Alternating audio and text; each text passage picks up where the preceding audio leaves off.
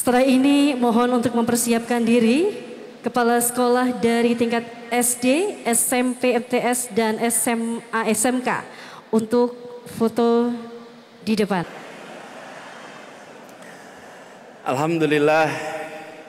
Alhamdulillahilladzi arsala rasulahu bil huda wa dinil haq liyudhhirahu 'ala dini kullihi wa kaffa billahi shahidah. Asyhadu an la ilaha illallah wa asyhadu anna Muhammadan abduhu wa rasuluh. Rabbi shrah li sadri wa yassir li amri wahlul 'uqdatan min lisani yafqahu qawli. Amma ba'du. Yang kami muliakan, yang kami teladani, yang kami junjung tinggi, para ibu, bapak, guru sekolah-sekolah Muhammadiyah se-Yogyakarta yang berkumpul di sini.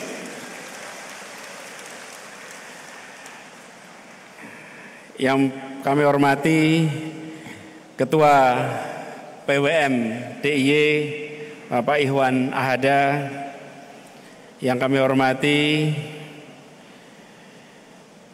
sahabat lama lintas generasi, sekarang anggota DPD RI. Ini teman lama dari zaman sekolah saya sama-sama beliau ini. Ibu bersahabat, orang tua bersahabat, anak meneruskan. Yang saya hormati Bapak Insinyur Sauki Suratno, anggota DPD RI kita. Yang kami hormati, ini juga sahabat keluarga lintas generasi walaupun lebih senior, Pak Afnan Hadikusumo. Ini dari mulai kakek, paman, terus berkelanjutan persahabatan kita. Yang kami hormati juga seluruh jajaran Forkompimda Jogja. Yang kami hormati tuan rumah acara ini, yaitu Ketua PDM Muhammadiyah Jogja. Kita beri tepuk tangan untuk beliau yang menyelenggarakan acara di sini. Dan juga perwakilan jamaah haji. Jamaah hajinya di mana di sini? Ini calon jamaah hajinya. Alhamdulillah. Perwakilan jamaah haji tadi Pak Agus dan seluruh jamaah calon haji ya. Bukan calon jamaah haji ya. Jamaah calon haji itu penulisannya sudah benar, itu DM-nya itu. Lalu yang kami hormati juga Mas Heri Ananta, ini senior kami yang mengabarkan dan mengatur acara di sini. Mas Heri, terima kasih. Kemudian ada begitu banyak nama di sini yang mohon izin kami tidak bisa sebut nama satu persatu tanpa sedikit pun mengurangi rasa hormat. Saya bersyukur sekali hari ini bisa kembali ke Jogja, kembali hadir di acara Muhammadiyah, wabil khusus acara halal bihalal. Jadi tadi ada beberapa pakai pantun. Saya pakai pantun juga boleh ya? Boleh Pak Bene pantun ya? Tadi sempat menyiapkan beberapa, sebentar.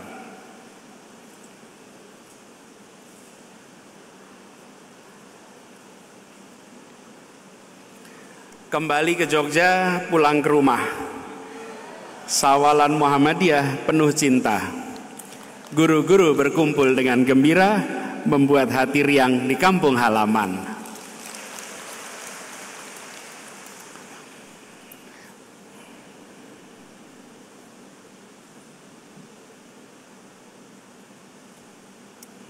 Pagi-pagi minum kopi sambil baca koran di teras.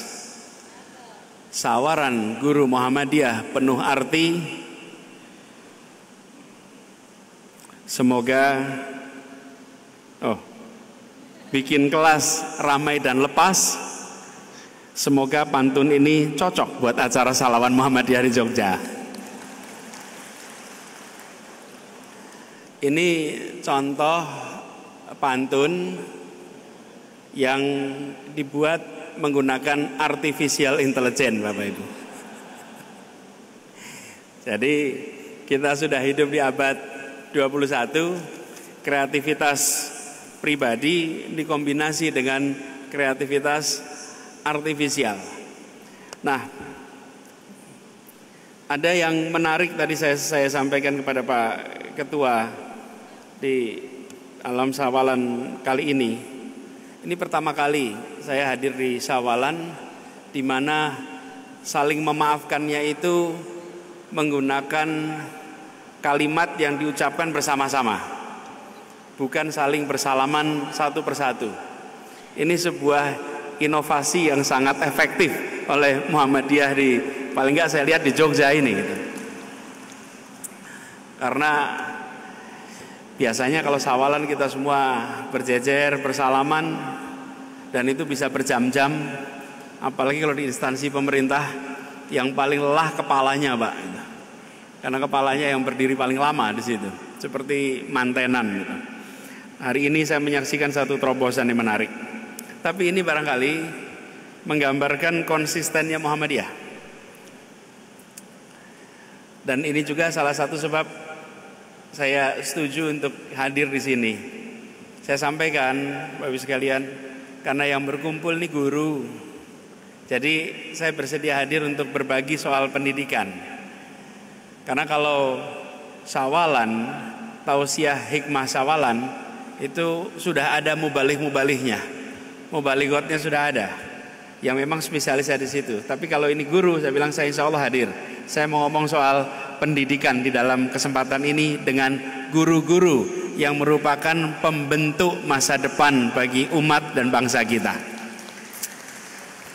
Karenanya ketika menyapa, saya pun menyapa pertama kali para guru, karena pada mereka kita titipkan persiapan masa depan bagi bangsa ini.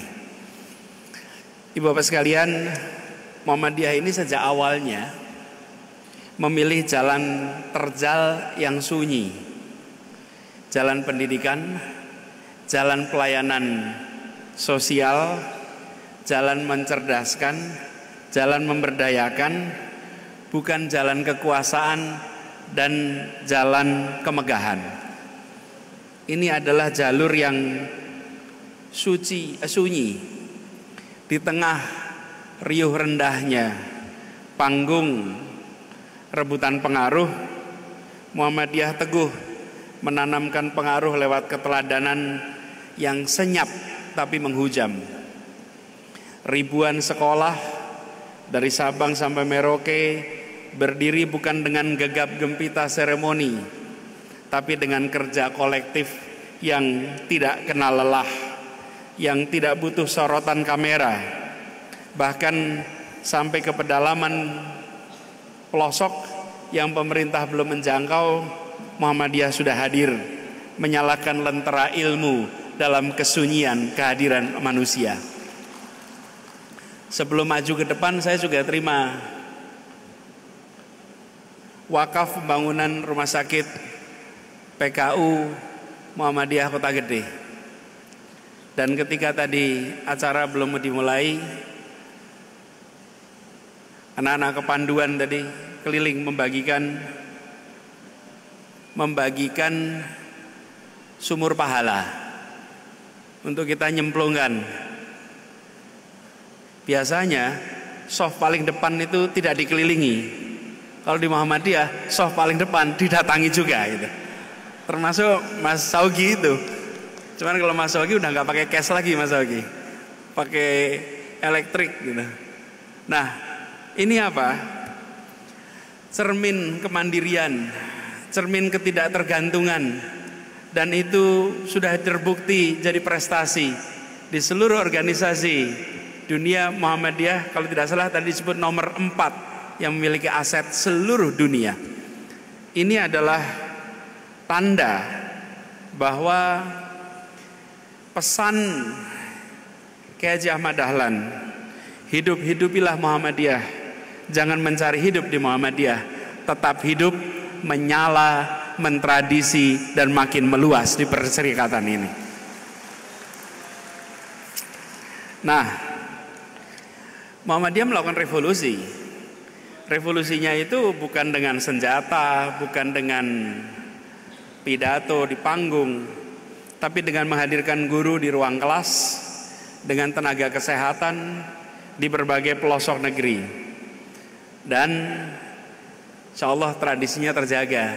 Gurunya bukan mengutuk kegelapan, tapi menyalakan cahaya, sebagaimana tadi kita sama-sama nyanyikan ketika cahaya itu muncul di ufuk timur. Ini adalah satu revolusi sunyi yang luar biasa. Dan dalam kesempatan ini kita bersyukur ada sebuah sawalan yang khusus para guru-guru. Wah, saya jadi terlewat ini menyebut hadir di sini guru SMP saya yang seorang pendekar tapak suci, Pak Jono. Mana Pak Jono tadi? Ah, itu Pak Jono di belakang sana. Paling ujung Pak Jono ini dulu tinggal di Kauman, itu pendekar tapak suci. Dan di sampingnya tadi ada putra almarhum guru agama saya, Pak. Guru agama saya namanya Pak Baroji. SD, SMP itu diajar Pak Baroji. Sekarang putranya menjadi guru agama juga, meneruskan peran dari orang tuanya. Nah, tapi sekalian, ibu para guru, bapak para guru, izinkan saya dalam suasana Syawal ini melihat Lebaran bukan sebagai perayaan spiritual, tapi Lebaran sebagai laboratorium sosial. Di momen Lebaran ini, nilai-nilai luhur yang sering kita ajarkan di ruang kelas itu justru hidup dan berlangsung dalam realitas di masyarakat. Di rumah, di kampung, anak-anak menyaksikan langsung praktek saling memaafkan. Bukan dalam bentuk definisi di buku ya, tapi dalam pelukan hangat, dalam kalimat yang menggugah hati. Dan disitulah pendidikan karakter yang sesungguhnya, pendidikan karakter yang paling nyata, bukan dalam bentuk nilai yang diukur, ditulis, tapi dalam bentuk praktek yang sangat terasa. Dan Lebaran ini, Bapak sekalian, momen langka di mana hierarki sosial itu runtuh dengan kesetaraan spiritual. Semua datang bersalaman tanpa sekat jabatan, tanpa tembok kekuasaan. Ini pelajaran tentang egalitarianisme yang tak mungkin bisa disentuh dan diajarkan hanya di ruang kelas. Dan saya istilahkan laboratorium sosial karena ini terjadinya hanya di Indonesia. Di tempat lain setelah Idul Fitri, ya sudah ketemu Id Mubarak. Selesai. Di kita setelah sholat Idul Fitri selama 1 bulan, semua yang kaku, yang beku dilenturkan, semua yang berjarak didekatkan. Nah, dalam situasi ini kita juga menyaksikan yang kaya berbagi dengan yang kurang, bukan karena survei, bukan karena laporan data, tapi karena rasa, karena hati yang disentuh selama 1 bulan di bulan suci Ramadan. Ini pelajaran tentang keadilan, ini pelajaran tentang keberpihakan, ini pelajaran tentang ketakwaan. Karena selama 1 bulan kita merasakan betul proses menuju derajat ketakwaan yang lebih baik. Ya ayyuhalladzina amanu kutiba alaikumusiyam kama kutiba alal ladzina min qablikum la'alakum tattaqun. Kita mengarah menuju takwa, dan 1 bulan itulah yang kemudian menjadi bekal memasuki bulan Syawal. Nah, kalau dalam konteks pendidikan, maka 1 bulan kemarin itu adalah kurikulum intervensi. Masuk bulan Syawal ini, saya melihat ini buat ibu bapak guru ada peran strategis menjadikan pengalaman sosial saat Lebaran sebagai bahan refleksi di ruang kelas. Jadi Ibu Bapak Guru, kalau anak-anak kembali sesudah musim lebaran, jangan cuma ditanya begini, bagaimana liburannya kemarin? Ya itu baik-baik saja, tapi tidak cukup. Tapi tanya begini, apa yang kamu pelajari dari pertemuan halal bihalal? Apa yang kamu pelajari dari permintaan maaf lahir dan batin?